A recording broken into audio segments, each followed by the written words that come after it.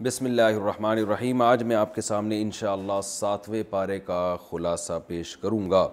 اعوذ باللہ من الشیطان الرجیم، بسم اللہ الرحمن الرحیم۔ وَإِذَا سَمِعُوا مَا أُنزِلَ إِلَى الرَّسُولِ تَرَىٰ أَعْيُنَهُمْ تَفِيضُ مِنَ الدَّمْعِ۔ 7ویں پارے کی ابتدا ہوتی ہے ان اہل کتاب سے جو عیسائی ہیں اور نرم دل ہیں۔ اللہ فرماتے ہیں کہ ان میں بہت سے ایسے ہیں کہ جب رسول پر جو کلام نازل ہوا یہ اس کلام کو سنتے ہیں، آپ دیکھیں گے کہ ان کی آنکھیں آنسوؤں میں بہی چلی جا رہی ہیں، اتنا روتے ہیں گویا کہ آنکھیں بہہ رہی ہیں، اور کیا کہتے ہیں؟ ربنا آمنا فاکتبنا مع الشاہدین، اے ہمارے رب ہم ایمان لائے اور تو ہمیں بھی گواہوں میں شامل کر لے۔ اس میں اللہ نے یہ بھی حکم دیا، یا ایھا الذین آمنوا لا تحرموا طیبات ما احل اللہ لکم، اے ایمان والو حلال چیزوں کو اپنے اوپر حرام مت کرو اور حد سے تجاوز مت کرو، کیونکہ اللہ تعالیٰ حد سے تجاوز کرنے والوں کو پسند نہیں کرتے۔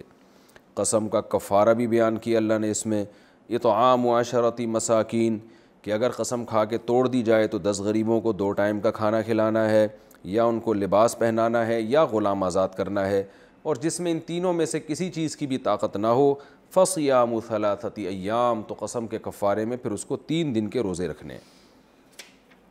اسی پارے میں اللہ نے شراب کو،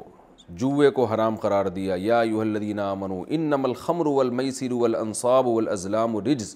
فرمایا شراب، جوا، سٹا یہ سب پلید عمل ہیں، شیطان کے عمل ہیں، ان سے بچو تاکہ کامیاب ہو جاؤ۔ اور یہ بھی فرمایا کہ حالت احرام میں تمہیں شکار کی اجازت نہیں ہے۔ حالت احرام میں اگر کسی نے شکار کیا تو جس نوعیت کے جانور کا شکار کیا اسی کے مثل جانور صدقہ کرنا پڑے گا۔ اور اللہ نے کثرت سؤال سے بھی منع کیا اس پارے میں، اور مشرکین جو بتوں کے نام پہ مختلف قسم کے جانور چھوڑا کرتے تھے اپنے جھوٹے معبودوں کو خوش کرنے کے لیے، بحیرہ، صائبہ، وسیلہ اور حام، اس قسم کے یہ جو شرکی حرکات ہیں ان کو بھی حرام قرار دیا گیا۔ اور یہ بھی بتایا گیا کہ ان کو جب اللہ اس کے رسول کی طرف بلایا جاتا ہے ان مشرکین مکہ کو، تو یہ کہتے ہیں حسبنا ما وجدنا علیہ آباءنا، ہم جو اپنے باپ دادا کو ہم نے جس مذہب پہ پایا بس ہم اسی پہ چلیں گے۔ اللہ فرماتے ہیں وَلَوْ كَانَ آبَاؤُهُمْ لَا يَعْلَمُونَ شَيْئًا وَلَا يَهْتَدُونَ، یہ بھی نہیں دیکھتے کہ ان کے باپ دادا خود سیدھے راستے پہ تھے بھی کہ نہیں تھے۔ اللہ نے اس پارے میں یہ بھی حکم دیا کہ اے ایمان والو علیکم انفسکم، اپنی فکر کرو۔ اگر تم اپنی ذمہ داری پوری کرتے ہو، جو تمہاری تبلیغ کی ذمہ داری ہے یا اپنی اصلاح کی ذمہ داری، پھر دوسرے کی گمراہی تمہیں نقصان نہیں پہنچائے گی۔ لا یضرکم من ضل اذا اہتدیتم۔ اللہ نے اہل کتاب سے خطاب کرتے ہوئے یہ بھی فرمایا کہ تم جو عیسیٰ ابن مریم کو اللہ کا بیٹا کہتے ہو، قیامت میں اللہ حضرت عیسیٰ کو عدالت کے کٹہرے میں کھڑا کرے گا، اور عیسیٰ علیہ السلام پر جو اللہ کی نعمتیں ہوئی ہیں اللہ وہ گنوائے گا۔ اللہ کہے گا اے عیسیٰ، میں نے تجھ پر اور تیری ماں پر کیسے انعامات کیے، روح القدس یعنی جبریل کے ذریعے میں نے آپ کو طاقت دی، آپ ماں کی گود میں اور ادھیڑ عمر میں لوگوں سے ہم کلام ہوتے تھے، میں نے آپ کو کتاب کا علم دیا، حکمت اور تورات اور انجیل کا علم دیا، اور اذ تخلق من الطین کہیئۃ الطیر بإذنی، آپ پرندے کا ایک پتلا مجسمہ بناتے تھے اور پھونک مارتے تھے اور وہ پرندہ بن کے اڑنے لگتا تھا، آپ پیدائشی نابینا کو آپ کے ذریعے اللہ آنکھیں دیا کرتا تھا، اور برس کے مریض کو اللہ شفا دیتا تھا، آپ مردوں کو میرے حکم سے زندہ کر دیا کرتے تھے۔ تو یہ ساری نعمتیں اللہ گنوا کے اللہ ان سے کہے گا کہ اَأَنْتَ قُلْتَ لِلنَّاسِ اتَّخِذُونِي وَأُمِّيَ إِلَٰهَيْنِ مِن دُونِ اللَّهِ، کیا آپ نے لوگوں کو یہ کہا تھا کہ مجھے جو ہے اللہ کو چھوڑ کے معبود بنا لینا؟ تو حضرت عیسیٰ علیہ السلام کہیں گے اے اللہ ما یکون لی ان اقول ما لیس لی بحق، اے اللہ میری یہ کیا مجال کہ میں تیری طرف حق کے علاوہ کسی اور بات کی نسبت کروں۔ اللہ فرمائیں گے ھذا یوم ینفع الصادقین صدقہم، آج کے دن سچے لوگوں کو ان کا سچ فائدہ پہنچائے گا۔ تو اس طرح حضرت عیسیٰ علیہ السلام بھی براءت کا اعلان کریں گے۔ اسی پارے میں سورہ انعام بھی شروع ہوتی ہے۔ نعم عربی میں چوپایوں کو کہا جاتا ہے، انعام اس کی جمع ہے۔ تو اس پارے میں اللہ تعالیٰ نے مشرکین مکہ جو خام خامے جانوروں کو، چوپایوں کو اپنے اوپر حرام کر لیا کرتے تھے، اس کی برائی کا اللہ نے خاص تذکرہ کیا ہے، اور اس صورت میں اللہ نے توحید کو بہت زیادہ بیان کیا ہے۔ صورت کی ابتدا سے ہوتی ہے الحمد للہ الذی خلق السماوات والارض، تمام تعریفیں اس اللہ کے لیے ہیں جس نے آسمانوں اور زمینوں کو پیدا کیا، وجعل الظلمات والنور، اور اندھیروں اور روشنی کو پیدا کیا۔ ہونا تو یہ چاہیے تھا کہ لوگ صرف اسی اللہ کی توحید کے قائل ہوتے، لیکن ثم الذین کفروا بربہم یعدلون، جو کافر لوگ ہیں انہوں نے اس اللہ کے ساتھ جھوٹے معبودوں کو شریک کر لیا۔ مشرکین یہ کہا کرتے تھے کہ محمد صلی اللہ علیہ وسلم کے ساتھ فرشتہ کیوں نہیں چلتا ہر وقت، یا اللہ نے کسی فرشتے کو پیغمبر کیوں نہیں بنایا؟ تو اللہ نے فرمایا وَلَوْ أَنزَلْنَا مَلَكًا لَقُضِيَ الْأَمْرُ ثُمَّ لَا يُنظَرُونَ، کہ اتنی بڑی نشانی ہم اگر دکھاتے تو پھر تمہیں سوچنے کی مہلت نہ دیتے۔ اور دوسری بات یہ ہے کہ وَلَوْ جَعَلْنَاهُ مَلَكًا لَجَعَلْنَاهُ رَجُلًا، اگر ہم کسی فرشتے کو بھیجتے تو وہ بھی تو ایک مرد کی شکل میں آتا، تو پھر تمہیں اشتباہ ہوتا کہ یہ انسان ہے یا فرشتہ ہے، تو ایک نئی بحث چھڑ جاتی اور معاملہ تمہارے اوپر مشتبہ ہو جاتا۔ اللہ نے اس صورت میں یہ بھی فرمایا کہ اس سے بڑا ظالم کون ہے جو اللہ کی آیات کا انکار کرے، اور یہ بھی حکم دیا، یہ بھی فرمایا کہ جن کو تم شریک کرتے ہو قیامت کے دن اللہ ان تمام شرکا کو حاضر کرے گا، اور وہ کہے گا این شرکاؤکم الذین کنتم تزعمون۔ جب ان مشرکین کو عذاب دیا جائے گا تو اللہ کہے گا آج کہاں ہیں وہ تمہارے شرکا جن کو تم دنیا میں جن کی عبادت کیا کرتے تھے، آج وہ تمہاری مدد کیوں نہیں کر رہے؟ وَلَوْ تَرَىٰ إِذْ وُقِفُوا عَلَى النَّارِ فَقَالُوا يَا لَيْتَنَا نُرَدُّ وَلَا نُكَذِّبَ بِآيَاتِ رَبِّنَا، فرمایا جب یہ لوگ جہنم کی آگ پہ کھڑے ہوں گے تو ان کی تمنا ہوگی کاش ہم دنیا میں دوبارہ لوٹا دیے جائیں اور پھر ہم اپنے رب کی آیات کا ہرگز انکار نہیں کریں گے اور ہم مومنین میں سے ہو جائیں گے۔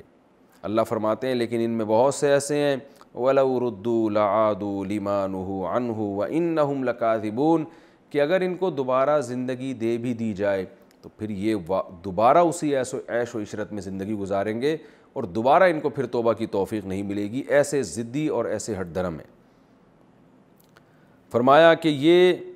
ان میں بہت سے ایسے ہیں جو کہتے ہیں ان ہی الا حیاتنا الدنیا وما نحن بمبعوثین، بس یہ دنیا کی زندگی ہے، ہمیں دوبارہ زندگی نہیں ملے گی۔ اللہ فرماتے ہیں اس وقت کو یاد کرو جب یہ رب کے سامنے کھڑے ہوں گے اور اللہ کہیں گے بتاؤ یہ دوبارہ زندگی ملی کہ نہیں ملی؟ یہ کہیں گے ہاں مل گئی۔ اللہ فرمائیں گے فذوقوا العذاب بما کنتم تکفرون، اب اس عذاب کو چکھو جو تمہیں اس لیے دیا جا رہا ہے کہ تم اللہ کی آیتوں کا انکار کیا کرتے تھے۔ اسی بارے میں اللہ تعالیٰ نے پچھلی امتوں کی ہلاکتوں کا بھی اجمالی تذکرہ کیا، فَأَخَذْنَاهُمْ بِالْبَأْسَاءِ وَالضَّرَّاءِ لَعَلَّهُمْ يَتَضَرَّعُونَ، ہم نے پچھلی امتوں میں بہت سے پیغمبر بھیجے، پھر ہم نے ان امتوں کو آزمائش میں ڈالا تاکہ وہ اللہ کے سامنے گڑ گڑائیں، لیکن ہوتا کیا تھا اذ جاءہم باسنا تضرعوا ولکن قست قلوبہم، ان کے دل سخت ہو گئے تھے اور شیطان نے ان کے برے اعمال کو ان کے سامنے مزین کر دیا۔ فلما نسوا ما ذکروا بہ فتحنا علیہم ابواب کل شیء، لیکن جب نصیحت ان پر اثر کرنا بالکل نصیحت نے اثر کرنا چھوڑ دیا اور یہ بار بار کی آزمائشوں کے باوجود غفلت کے پردوں سے نہ نکلے تو اللہ فرماتے ہیں پھر ہم نے ان پر دنیا کے دروازے کھول دیے، حتیٰ اذا فریحوا، جب ان عیش اور مستی میں بالکل مست ہو گئے اور انتہا کو پہنچ گئے، اخذناہم بغتۃ فاذا ہم مبلسون، اچانک ہم نے ان بستیوں کو پکڑا اور پھر وہ اللہ کی رحمت سے مایوس ہو گئے۔ اور قطع دابر القوم الذین ظلموا، ان ظالموں کی ہم نے جڑیں اکھاڑ پھینکی۔ آگے اللہ تعالیٰ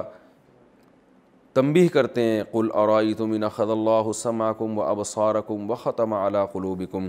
بتاؤ کہ اگر اللہ تم سے تمہاری سماعت چھین لے، تم سے تمہاری بصارت دیکھنے کی قوت چھین لے، تم اس سے سوچنے سمجھنے کی صلاحیت چھین لے، تو کون ہے اللہ کے علاوہ جو تمہیں یہ نعمتیں دوبارہ لوٹائے؟ پھر اللہ نے فرمایا کہ بتاؤ اگر اللہ کا عذاب تم پر اچانک آ جائے تو ظالموں کے پاس پھر ظالموں کے لیے ہلاکت کے علاوہ پھر اور کیا کچھ ہوگا؟ نبی کو حکم دیا آپ ان کو بتا دیں لا اقول لکم عندی خزائن اللہ، اپنی حیثیت آپ واضح کر دیں کہ اے نبی آپ ان سے کہہ دیجئے میں نہیں کہتا کہ میرے پاس اللہ کے خزانے ہیں، اور نہ میں یہ کہتا ہوں لا اعلم الغیب، میں نہ یہ بھی کہتا ہوں کہ میرے پاس غیب کا علم ہے، ولا اقول لکم انی ملک، نہ میں کوئی فرشتہ ہوں، اور ان اتبع الا ما یوحی الیہ، میں قرآن میں تمہیں جن احکام کا حکم دے رہا ہوں اللہ نے مجھے بھی ان احکام کا مکلف بنایا ہے، جن جن باتوں کا میں حکم دے رہا ہوں میرے اوپر بھی لازم ہے کہ ان باتوں پر عمل کروں میں، اس کے باوجود بھی بتاؤ کہ نابینا اور اندھے برابر ہو سکتے ہیں؟ اتنی وضاحت کے بعد بھی کیا تم ایمان نہیں لے کر آؤ گے؟ وَلَا تَطْرُدِ الَّذِينَ يَدْعُونَ رَبَّهُمْ بِالْغَدَاةِ وَالْعَشِيِّ، مشرکین مکہ کہتے تھے نبی صلی اللہ علیہ وسلم کو کہ ان غریبوں کو اپنی محفل سے نکالیں آپ، پھر ہم آپ کے پاس آئیں گے۔ تو اللہ نے فرمایا نا نا نا، یہ غریب مسکین لوگ جو دن اور رات اللہ کو پکارتے ہیں انہیں آپ کو اپنی مجلس سے نکالنے کی بالکل اجازت نہیں ہے، بلکہ جب یہ غریب لوگ آپ کے پاس آیا کریں جو ایمان والے ہیں آپ ان کی حوصلہ افزائی کیا کریں اور ان کو کہا کریں کہ کتب ربکم علی نفسہ الرحمہ سلام علیکم، ان سے کہا کریں تم پر سلامتی ہو، اور تمہارے رب نے تمہارے لیے اپنے اوپر رحمت کو لازم کر لیا ہے۔ کیسے؟ من عمل منکم سوءا بجہالہ، تم میں سے کسی سے اگر غلطی سے کوئی گناہ ہو جائے اور وہ توبہ کر لے فَإِنَّهُ غَفُورٌ رحیم، تو اللہ تمہاری توبہ قبول کرے گا۔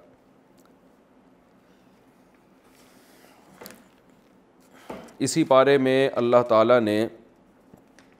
غیب کے بارے میں بتایا، لا یعلمھا الا ہو، کہ غیب کا علم اللہ کے سوا کسی کے پاس بھی نہیں ہے، اور اللہ نے یہ فرمایا کہ اللہ جانتا ہے، وہ راتوں کو تمہاری روحیں قبض کر لیتا ہے، دن میں جو کچھ تم کرتے ہو یعلم ما جرحتم بالنہار، جو کچھ دن میں کر رہے ہو اللہ کو اس کا بھی علم ہے، اور اللہ کو اس پر بھی قدرت ہے کہ وہ تم پر آسمان سے عذاب بھیجے، او یلبسکم شیعا، یا تمہارے دلوں میں نفرت ڈال کے تمہیں آپس میں لڑا دے۔ یہ تمام چیزیں اللہ کے ہاتھ میں ہیں۔ وَإِذَا رَأَيْتَ الَّذِينَ يَخُوضُونَ فِي آيَاتِنَا فَأَعْرِضْ عَنْهُمْ حَتَّى يَخُوضُوا فِي حَدِيثٍ غَيْرِهِ، یہ بھی حکم دیا کہ جب تم دیکھو کچھ لوگ اللہ کے دین کا مذاق اڑا رہے ہیں تو اللہ نے فرمایا کہ ایسی مجلسوں میں مت بیٹھا کرو جب تک کہ وہ کسی دوسری بات میں مشغول نہ ہو جائیں۔ ابراہیم علیہ السلام کا بھی تذکرہ کیا کہ کیسے انہوں نے تدریجاً قوم کو سمجھانے کے لیے پہلے انہوں نے ستارہ دیکھا، انہوں نے کہا یہ میرا رب ہے، کیونکہ قوم ستاروں کی پوجا کیا کرتی تھی، ستارہ غائب ہو گیا تو ابراہیم علیہ السلام نے کہا لا احب الآفلین، ایسے معبود کو میں دل نہیں دے سکتا جو غائب ہو جاتا ہو۔ پھر چاند کو دیکھ کے انہوں نے کہا یہ شاید میرا خدا ہے، جب چاند غائب ہو گیا تو انہوں نے کہا کہ بھئی اے اللہ تو ہی ہدایت دے گا مجھے تو میں صحیح رب تک پہنچ سکتا ہوں۔ پھر سورج کو دیکھا تو فرمایا کہ ہذا اکبر، یہ تو اس سے بھی بڑا ہے، لیکن سورج بھی غروب ہو گیا تو فرمایا کہ انی وجہت وجہی للذی فطر السماوات والارض، یہ سارے جھوٹے خدا ہیں، میں اپنے رخ کو ایسے رب کی طرف پھیرتا ہوں جس نے تمام آسمانوں کو اور تمام زمینوں کو اور ان چاند ستاروں کو پیدا کیا۔ اللہ فرماتے ہم نے ابراہیم علیہ السلام کے قربانی کے عوض ان کو اسحاق اور یعقوب علیہ السلام بطور ہبہ کے ہم نے ان کو عطا کیے، اور ان کی نسل میں اللہ نے بہت سارے پیغمبروں کو پیدا کیا۔ اللہ نے انسان سے شکایت کی ہے اس بارے میں وما قدر اللہ حق قدری، کہ لوگوں نے اللہ کی ایسی قدر نہیں کی جیسے کہ اللہ کی قدر کرنی چاہیے۔ پھر اللہ نے آخر میں اس آخری رکوع میں اپنی نعمتوں کو بہت زیادہ بیان کیا اس بارے میں کہ اللہ دانے کو پھاڑنے والا ہے، مردے سے زندہ اور زندے سے مردوں کو نکالتا ہے، اور اللہ آسمان سے پانی برساتا ہے، اور کیسے ہم اس سے ترکاریاں پیدا کرتے ہیں، حبا متراکبہ، ان میں کیسے دانے تہ بتہ جڑے ہوئے ہوتے ہیں، کتنے خوبصورت انداز سے ان میں دانے جڑے ہوئے ہوتے ہیں، اور اللہ نے کھجور کو پیدا کیا، اس کے پھل سے پہلے کیسے اس میں خوشے اور پھول پیدا ہوتے ہیں، اور زیتون پیدا کیا، انار پیدا کیا، انگور کے باغات پیدا کیے، انظروا الی ثمرہ اذا اثمر، فرمایا اس انار کے پکنے کے عمل کو دیکھو کیسے پھولتا ہے اور کیسے پھلتا ہے یہ، ان فی ذلکم لآیات لقوم یؤمنون، بے شک اس میں ایمان والے لوگوں کے لیے نشانی ہے۔ اللہ تعالیٰ سے دعا ہے کہ جو کچھ ہم نے اس بارے میں پڑھا سنا اللہ ہم سب کو عمل کی توفیق عطا فرمائے، وما علینا الا البلاغ۔